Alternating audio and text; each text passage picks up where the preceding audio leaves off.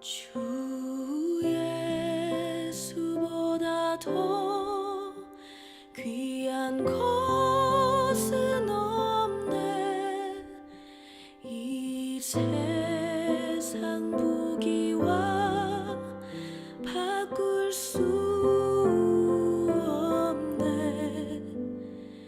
영죽을 내 대신 돌아가신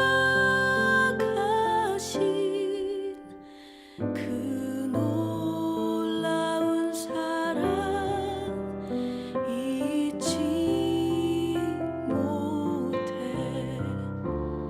세상 즐거움 다 버리고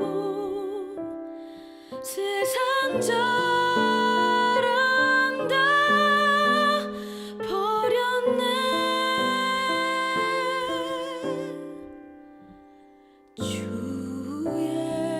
예수보다 더 귀한 것은 없네. 예수 밖에는 없네.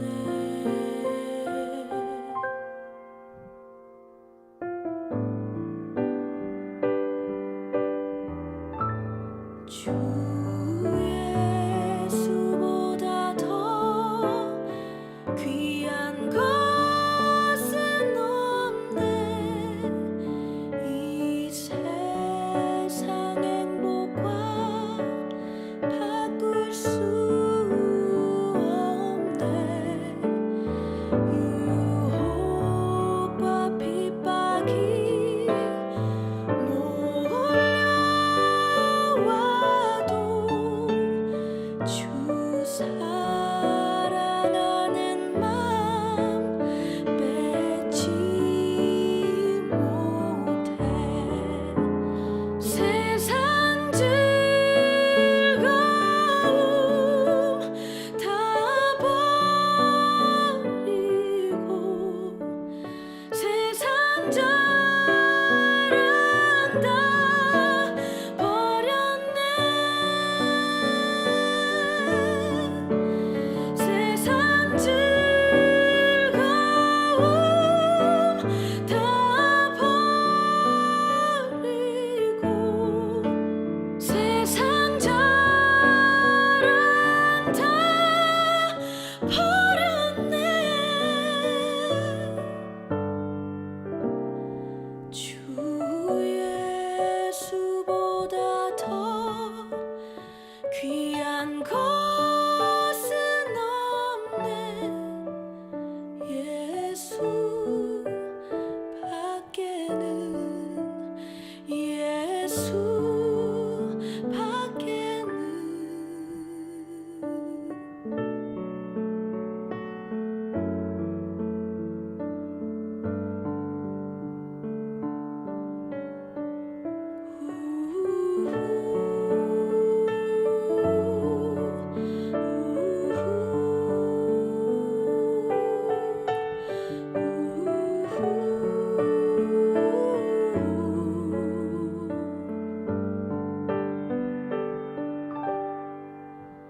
예수 밖에는 예수 밖에는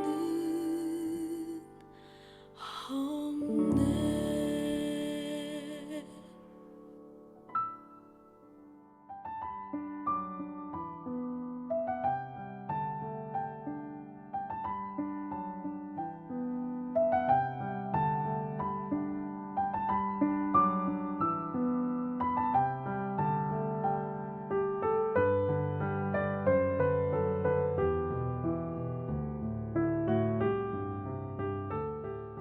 자, 여러분, 예수님께서 다시 이 땅에 오실까요?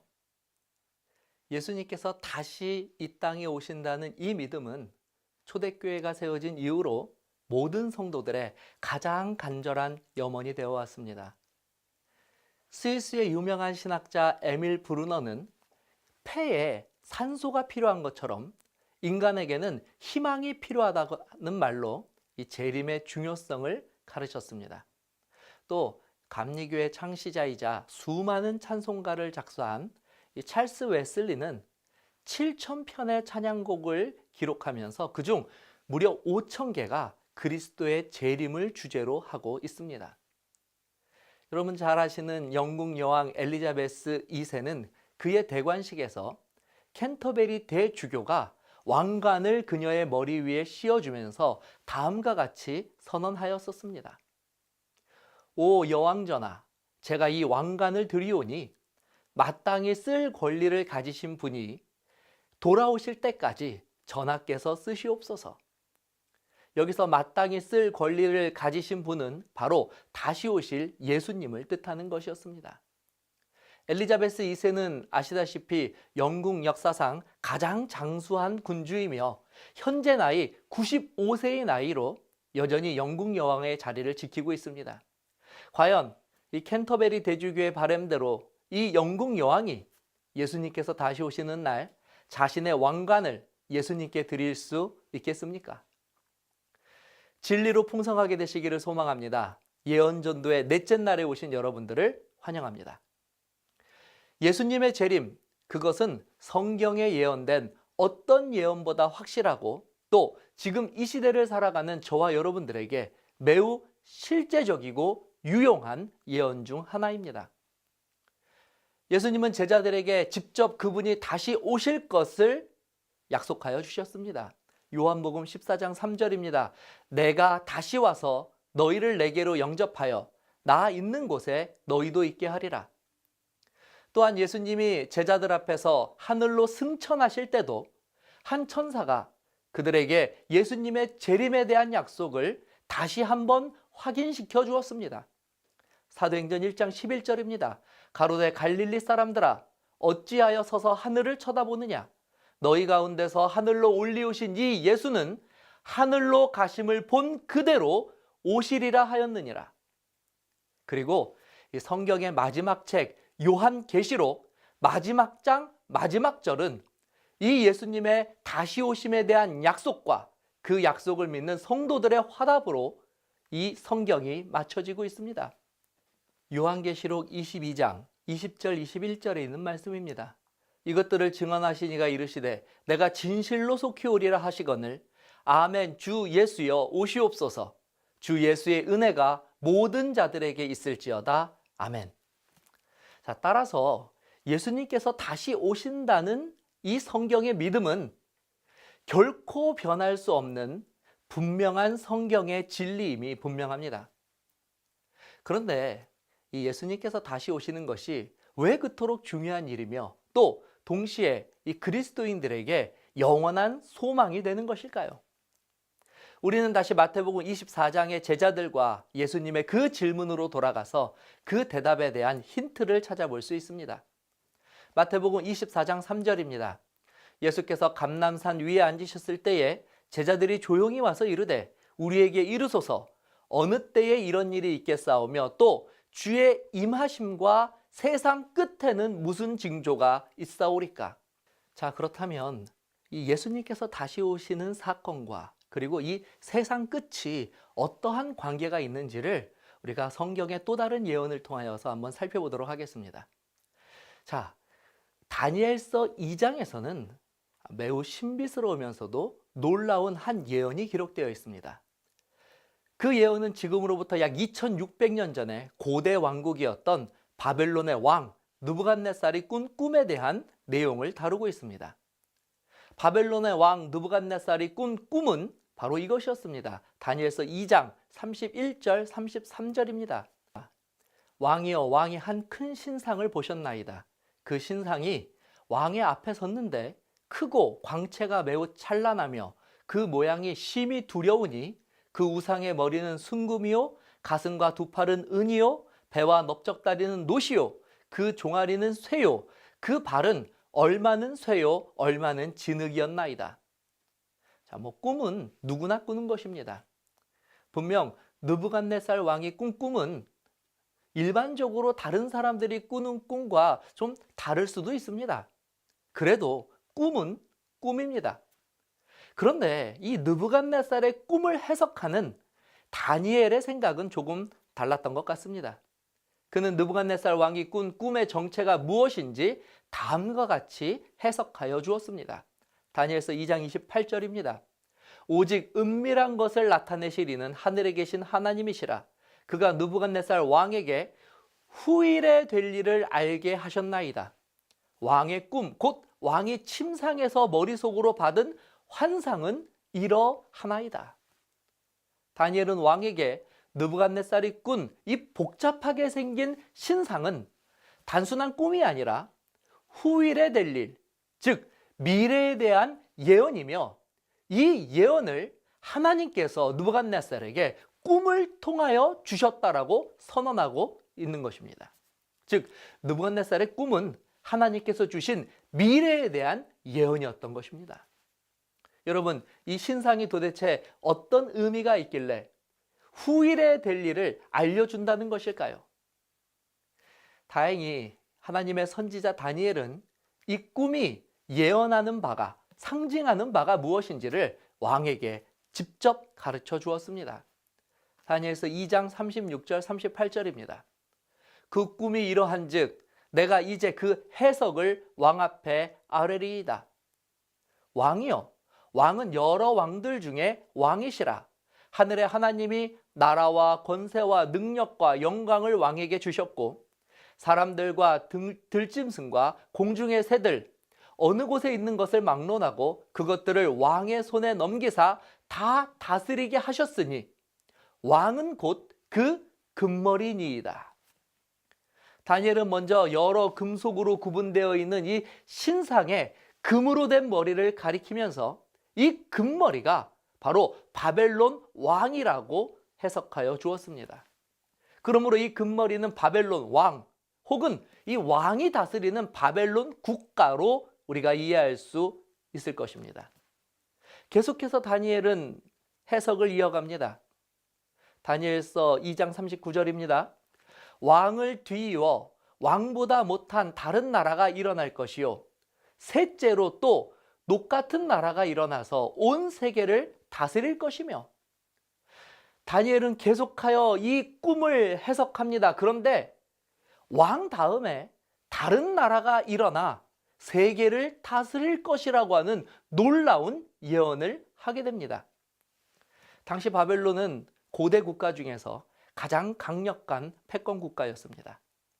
그런데 감히 다니엘이 그 강력한 힘을 가지고 있는 바벨론의 왕 앞에서 바벨론이 곧 망하게 되고 바벨론보다 오히려 못한 나라가 온 세상을 다스리게 될 것이라고 이야기한 것입니다. 자, 그 나라는 머리 다음에 일어나는 은나라였습니다. 게다가 여기서 그치는 것이 아니라 이 바벨론을 멸망시킨 은나라도 결국 셋째 나라 논나라에 의해서 망하게 되고 셋째 나라가 결국 온 세상을 다스리게 된다라고 다니엘은 해석하였습니다. 자, 이 예언은 단순히 한 사람의 운명을 예언한 예언이 아니라 한 나라의 흥망성쇠와 관련된 매우 엄청난 내용을 다루고 있는 예언이라는 것을 우리는 확인할 수 있게 됩니다. 그렇다면 이 놋 다음에 나오는 이 쇠 다리는 무엇일까요? 다니엘서 2장 40절입니다. 넷째 나라는 강하기가 쇠 같으니 쇠는 모든 물건을 부서뜨리고 이기는 것이라. 쇠가 모든 것을 부수는 것 같이 그 나라가 문 나라를 부서뜨리고 찌을 것이며. 역시 쇠로 묘사된 다리도 세상을 다스릴 막강한 힘을 가진 네 번째로 등장하는 나라라고 하는 것을 확인하게 됩니다. 그리고 마지막 철과 진흙이 섞인 발가락입니다. 다니엘서 2장 41절 43절입니다. 왕께서 그 발과 발가락에 얼마는 토기장이의 진흙이요 얼마는 쇠인 것을 보셨은즉 그 나라가 나누일 것이며 왕께서 쇠와 진흙이 섞인 것을 보셨은즉 그 나라가 쇠 같은 든든함이 있을 것이나 그 발가락에 얼마는 쇠요 얼마는 진흙인즉 그 나라가 얼마는 든든하고 얼마는 부서질 만한 것이며 왕께서 쇠와 진흙이 섞인 것을 보셨은즉 그들이 다른 민족과 서로 섞일 것이나 그들이 피차에 합하지 아니함이 쇠와 진흙이 합하지 않음과 같으리이다. 흥미롭게도 이 철나라가 등장한 이후에는 지금까지와는 다른 양상으로 더 이상 어떤 특정한 나라가 이 세계를 다스리는 일이 더 이상 일어나지 않게 됩니다. 이 쇠나라가 분열하여서 이 나라 안에서 여전히 쇠처럼 강한 나라와 반대로 진흙처럼 힘이 없는 나라가 함께 뒤엉켜 존재하게 될 것이라고 다니엘은 예언하고 있습니다. 그리고 이 발바닥 이후에는 다른 금속이 등장하지 않는 것이 바로 이 신상의 특징입니다. 다니엘은 이 모든 것이 바벨론 왕에게 주신 훗날에 일어날, 즉 미래에 일어날 일들이라고 말하여 주었습니다. 자, 그렇다면 과연 느부갓네살이 하나님께로 받았다는 이 훗날에 될 일들에 대한 예언은 진짜 이 예언대로 다 성취가 되었을까요? 강대국 바벨론은 정말 자신보다 못한 나라에 의해서 망하게 되었을까요? 과연 예언이 성취되었는지 우리가 한번 살펴보도록 하겠습니다. 자, 아래에 보여드리는 도표는 이 세계사 시간에 우리가 배우는 역사의 도표를 그대로 가지고 온 것입니다.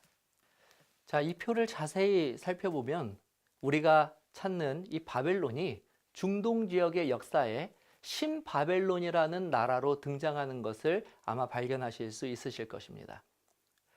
바로 이 나라의 2대 왕 느부갓네살이 바로 오늘 이 예언의 꿈을 꾼 주인공입니다. 이 신바벨론은 기원전 605년에서 539년까지 존재했던 강성한 나라였습니다. 그런데 우리는 이 도표에서 정말 이 금신상의 예언처럼 이 바벨론이 망하게 되고 새로운 나라가 등장하는 것을 찾아볼 수 있습니다. 자, 그 나라는 기원전 539년부터 331년까지 존재하였던 페르시아였습니다. 사실 당시 페르시아는 바벨론을 멸망시킬 수 있을 만큼 이렇게 강대한 나라가 아니었습니다. 그러나 페르시아가 당시 전략적으로 메데라고 하는 이웃 나라와 동맹을 맺어 바벨론을 쳐들어왔고 결국 바벨론은 자신들보다 좀 못한 이 두 나라의 연합군에 의해서 멸망당하게 되어 중동의 패권을 그들에게 넘겨주게 됩니다. 그런데 이렇게 중동의 패권을 차지한 이 페르시아의 영광도 오래가지 못합니다. 이 도표에 나와 있듯이 세계 역사에서 가장 뛰어난 영웅으로 불린 알렉산더가 그리스에서 태어났기 때문입니다. 제 아무리 페르시아라고 하여도 알렉산더의 적수는 되지 못하였고 결국 전 세계의 패권은 다시 한번 알렉산더의 그리스에게로 넘어가게 됩니다. 하지만 이 불세출의 영웅의 그 힘은 또한 그렇게 오래가지 못하였습니다. 사실 너무나 허무하게 이 알렉산더는 이 30살의 나이로 죽음을 맞이하여 알렉산더의 대제국 그리스는 결국 로마에 의해 다시 한번 무너지게 되고 이 로마가 바벨론부터 이어서 내려오는 이 세계의 패권을 결국에는 차지하게 됩니다. 자, 그런데 이 세계사 도표를 좀 주목해 봐주시기 바랍니다. 특별히 이 로마에 대한 이 부가 설명을 기록하고 있는 부분을 보게 되면 그것은 이 로마가 얼마 지나지 않아 이 두 나라로 분열되었다고 하는 것을 기록한 것을 발견하실 수 있습니다. 물론 로마는 이렇게 분열되고 나서도 이전의 나라들처럼 새로운 나라에 의해서 멸망당하여서 그 운명이 끝나지는 않습니다. 대략 로마는 기원전 168년에서 기원 후 476년까지 존재한 나라라고 여겨지고 있습니다. 또 재미있는 현상이 여기서 하나가 더 벌어지는데요. 분명 오늘날 고대 로마 국가는 더 이상 존재하지 않습니다. 그런데 이 로마는 사라졌는데 이전처럼 로마를 멸망시키고 또 새롭게 이 세계를 제패한 제패국은 이 이후로는 더 이상 나오지 않는다고 하는 것입니다. 이 도표에서 보시는 것처럼 로마 이후의 세계의 정세는 대제국 로마에서 크고 작은 나라들이 우후죽순처럼 일어나 각자 새로운 나라들을 건국하는 모습으로 계속해서 남게 되는 것을 발견하실 수 있습니다. 로마 시대 이후 끊임없이 분열을 거듭한 결과 결국 지금 우리가 살고 있는 2021년에 이르게 되었고, 여전히 과거 바벨론이, 그리고 페르시아가, 그리스가, 로마가 그 큰 대제국을 이루었던 그 땅은 지금 우리가 보는 것과 같은 복잡하고 다양한 나라들로 꼴지워진 그와 같은 모습으로 남아있는 것을 우리가 확인할 수 있었습니다. 자, 그렇다면 느부갓네살에게 주어진 이 예언은 성취가 된 것이 맞습니까? 분명 의심의 여지가 없이 바벨론 이후 등장하는 세 번의 대제국과 그리고 그 제국이 분열하여 다시 합쳐지지 못할 것이라는 이 예언은 사실 우리가 굳이 성경에 기록된 내용들을 우리가 짜맞추지 않아도 우리가 공부하였던 이 세계사 책만으로도 소름 끼치도록 놀랍게 이 모든 예언이 성취된 것을 쉽게 발견할 수 있게 됩니다. 그리고 더 놀라운 것은 2600년 전에 느부갓네살에게 주신 이 예언이 심지어 지금 우리가 살고 있는 이 시대까지도 정확하게 예언하고 있다는 것입니다. 예언에 따르면 우리는 바로 이 철과 진흙이 섞여 있는 신상의 가장 마지막 발 부분에 살고 있는 것입니다. 자, 그렇다면 이제부터가 더욱 흥미로운 부분입니다. 왜냐하면 이 예언이 아직 끝나지 않았기 때문입니다. 느부갓네살은 이 신상의 모습을 다 본 후에도 계속하여 꿈을 꾸었습니다. 다니엘서 2장 34절 35절입니다. 또 왕이 보신즉 사람의 손으로 하지 아니하고 뜨인 돌이 신상의 철과 진흙에 발을 쳐서 부셔뜨리매 때에 철과 진흙과 녹과 은과 금이 다 부셔져 여름 타작마당에 겨같이 되어 바람에 불려간 곳이 없었고 우상을 친 돌은 태산을 이루어 온 세계에 가득하였나이다. 왕이 본 꿈은 실제로 이렇게 끝났습니다. 금과 은과 녹과 철, 그리고 철과 진흙으로 만들어진 이 신상이 사람의 손이 아닌 뜨인 돌에 의해서 부서지게, 다시 말하면 멸망하게 되었다는 것입니다. 그리고 그 부서진 자리에서는 신상을 구성했던 그 모든 금, 은, 노철, 진흙은 사라지고 그 자리에 큰 산이 생겨 온 세계에 가득하게 된 것입니다. 과연 이 마지막 꿈이 예언하는 바가 무엇이겠습니까? 다니엘서 2장 44절입니다. 이 여러 왕들의 시대에 하늘의 하나님이 한 나라를 세우시리니 이것은 영원히 망하지 아니할 것이요 그 국권이 다른 백성에게로 돌아가지도 아니할 것이요 도리어 이 모든 나라를 쳐서 멸망시키고 영원히 설 것이라. 다니엘은 예언합니다. 이 신상은 무너지게 되는데 그 이유는 하나님께서 한 나라를 세우시기 위함입니다. 그리고 지금까지 많은 나라들이 등장하고 망하고 분열되는 일들을 겪었지만 하나님께서 세우시는 이 나라는 이후로부터는 누구도 이 나라를 망하게 할 수 없고 이 나라가 영원히 존재하게 될 것임을 선포하였습니다. 그러므로 이 예언에 따르면 우리가 살고 있는 이 발해 시대 이후로는 더 이상 인간의 역사는 기록되지 않는다는 것입니다. 다만 하나님께서 이 세상 역사를 마치시고 이 땅에 하나님의 나라를 세우시는 것으로 인류의 역사는 새로운 세상과 역사를 영원히 시작하게 될 것입니다. 그러므로 이 예언은 제자들이 질문한 세상 끝에 관한 매우 구체적인 추가 설명이라고 말할 수 있습니다. 그리고 이 예언에서 우리가 확인할 수 있는 것은 이 지구의 끝은 이 세상 사람들이 말하는 이 종말로서 완전히 끝나는 것이 아니라 새로운 시작과 맞물려 있다는 것을 발견할 수 있습니다. 그렇다면 그 새로운 시작은 어떻게 무엇으로 시작합니까? 그것은 사람이 할 수 있는 것이 아닌 것은 분명합니다. 지난 시간 말씀드린 대로 사실 우리가 살고 있는 이 시대는 굳이 하나님의 예언이 아니더라도 스스로 자멸할 위기에 처해져 있는 것을 누구나 다 예상할 수 있습니다. 물론 다가오는 종말을 피하기 위하여 여러 가지 대안들을 내놓고는 있습니다. 선진국들이 앞다퉈 탄소 배출을 줄이겠다고 선언하기도 하고 핵무기를 감축하자는 논의를 시작하기도 하였습니다. 그리고 최근에 이 미국의 테슬라 자동차로 유명한 일론 머스크는 지구가 멸망할 것을 대비하기 위해 화성으로 사람들을 이주하는 화성 식민지 계획을 실제로 추진하고 있기도 합니다. 그러나 예언은 철과 진흙이 섞인 이 세상 이후의 세상은 사람의 손으로 이룩할 수 없는 세상이 될 것임을 분명하게 밝히고 있습니다.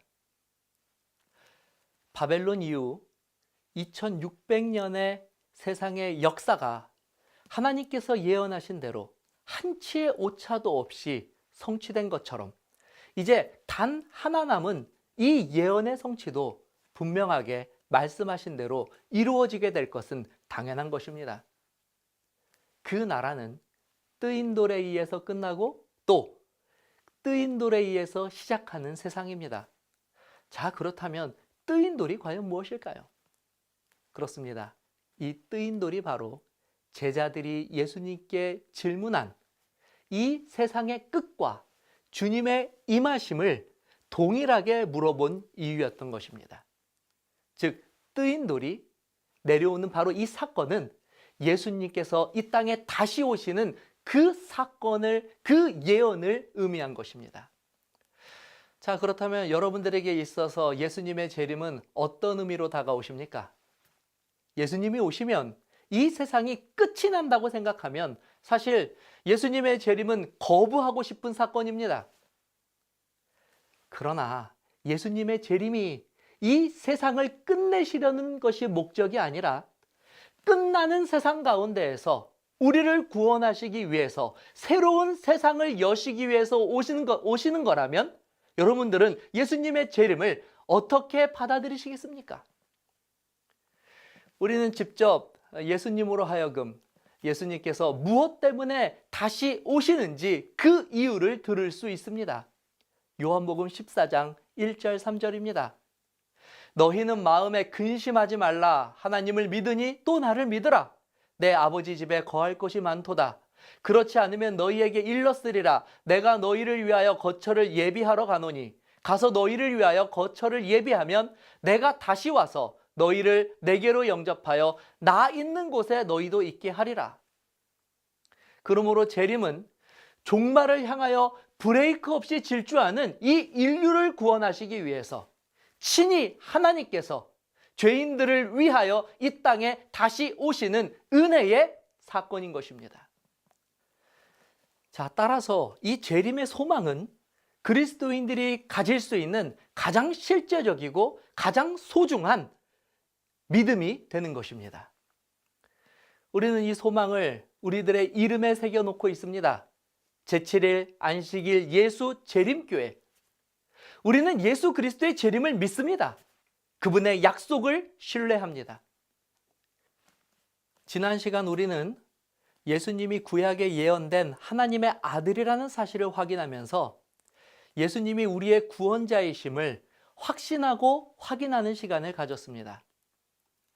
말씀드린 것처럼 구약에는 약 400회가 넘는 그리스도의 초림에 대한 예언이 존재하고 있습니다. 예수님께서는 이 모든 예언을 다 이루시고 이 땅에 오신 분이십니다. 그런데 이 주님의 재림에 대한 예언은 놀랍게도 신구약을 통틀어 무려 1500회가 넘게 예언되어 있다는 사실을 알고 계십니까? 400회 예언된 초림이 성취되었다면 1500회가 기록된 예수 그리스도의 재림은 반드시 이루어지게 될 것이 분명합니다. 물론 어떤 분들은 그럼에도 불구하고 의심할 수 있습니다. 재림하겠다고 약속하신 그 예수님이 너무나 늦게 오시는 것이 아니냐고 불평할 수도 있습니다. 예수님이 승천하신 지 2000년이나 지났는데 아직도 오시지 않으면 이것은 안 오시는 것이 아니냐고 우리들을 조롱하기도 합니다. 그러나 이 일에 대해서 이미 예수님께서 그 2000년 전에 벌써 우리들에게 말씀을 통하여 답변을 해주셨습니다. 베드로후서 3장 8절 9절입니다. 사랑하는 자들아, 죽게는 하루가 천년 같고 천년이 하루 같다는 이 한 가지를 잊지 말라. 주의 약속은 어떤 이들이 더디다고 생각하는 것 같이 더딘 것이 아니라 오직 주께서는 너희를 대하여 오래 참으사 아무도 멸망하지 아니하고 다 회개에 이르기를 원하시느니라. 여기서 우리는 또 한번 재림의 목적이 무엇인지를, 하나님께서 어떠한 기대를 가지고 재림을 기다리고 고대하고 계시는지 우리가 그 본심을 들여다볼 수 있게 됩니다. 그러므로 다시 한번 주께서 주신 이 귀한 언약이 내 안에서 굳건한 믿음으로 자리 잡고 있는지를 이 말씀을 통하여 내 자신을 살펴보게 되시기를 바랍니다. 그리고 이제는 환경오염, 기후변화, 핵전쟁, 코로나 바이러스, 식량위기, 유송충돌과 같은 이렇게 두렵고 흉흉한 소문들로 걱정하고 근심하는 삶에서 이제는 벗어나서 눈을 들어 다시 오실 주님을 소망하며 이 혼란한 세상 가운데에서도 기쁨과 참 평안을 소유할 수 있는 재림 성도로서의 삶을 이 시간 선택할 수 있는 지혜로운 자가 되시기를 간절히 기원합니다. 재림 성도가 되는 것, 그것은 성경이 우리에게 주는 가장 귀한 소망을 간직하게 되는 것입니다. 자, 다음 시간에는 마지막 때 재림을 기다리는 자들이 가져야 할 가장 중요한 자세와 본분이 무엇인지를 보다 구체적으로 살펴보면서 우리에게 주신 그 소망의 그 원리가 무엇인지를 살펴보도록 하겠습니다. 감사합니다.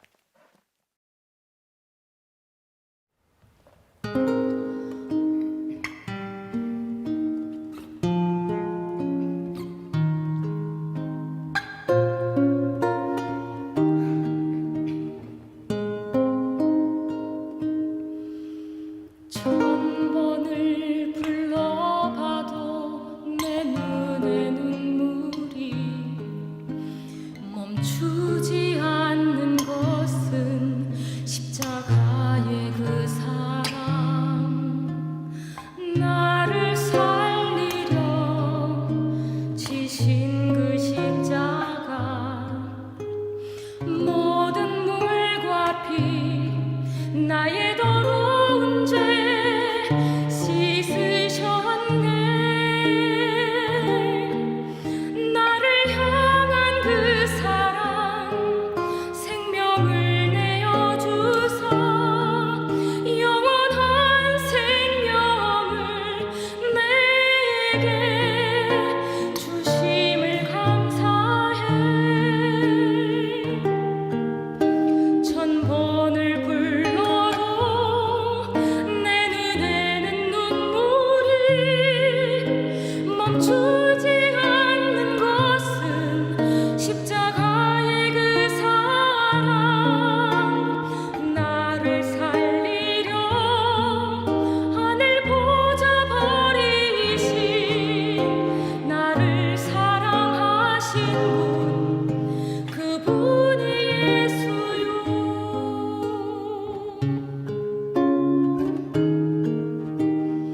천 번을 불러봐도 내 눈에 눈물이 멈추지 않는 것은 십자가의 그 사랑, 나를 살리려 지신 그 십자가, 모든 물과 피 나의 더러운 죄 씻으셨네. 나를 향한 그 사랑, 생명을 내어주사 영원한 생명을 내게 주심을 감사해. 천 번을 불러도 내 눈에는 눈물이 멈추지 않는 것은 십자가